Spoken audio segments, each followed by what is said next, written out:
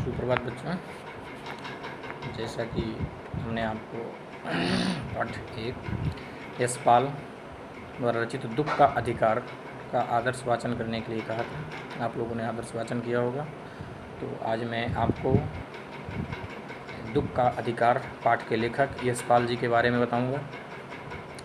यशपाल जी का जन्म 1903 ईस्वी में फिरोजपुर छावनी में हुआ था। यानी यशपाल जी का जन्म यानी बर्थडे फिरोजपुर छावनी में सन 1903 में हुआ।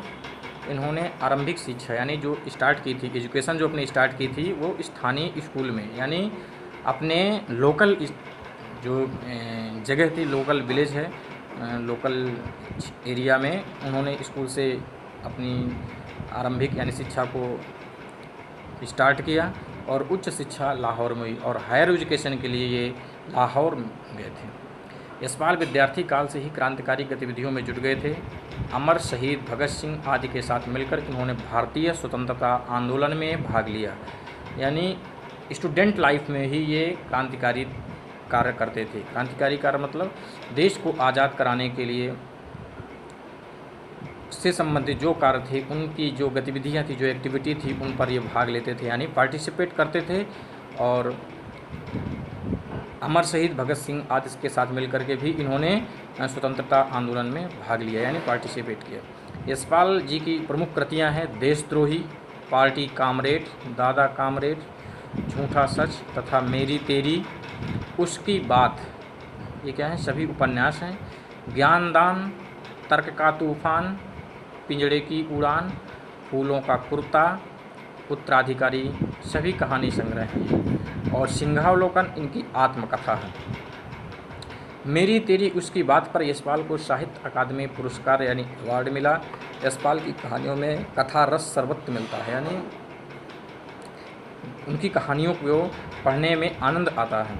वर्ग संघर्ष, मनोविश्लेषण और पैना व्यंग्य इनकी कहानियों की विशेषताएं हैं।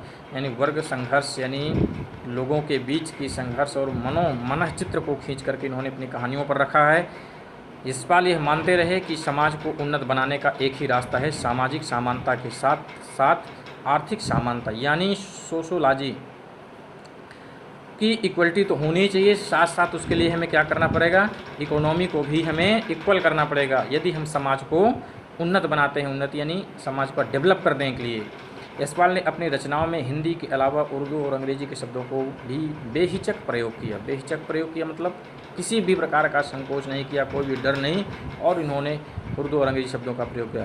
प्रस्तुत कहानी देश में फैले अंधविश्वासों, जो प्रस्तुत कहानी है आपकी दुख का अधिकार, वो देश में फैले अंधविश्वासों और ऊंच नीच के भेदभाव यानी जो एक जाति और दूसरे जातियों के प्रति जो भेदभाव की भावना है उसको बेनकाब करते हुए, बेनकाब यानी उसके ऊपर से पर्दे को हटाते हुए, बे उपसर्ग लगा हुआ है इसमें नकाब शब्द में, तो हटाते हुए करते हुए यह बताते हैं कि दुख की अनुभूति सभी को समान रूप से होती है। यानी दुख को सभी की फीलिंग जो होती है वो दुख की एक समान होती है, इक्वल होती है।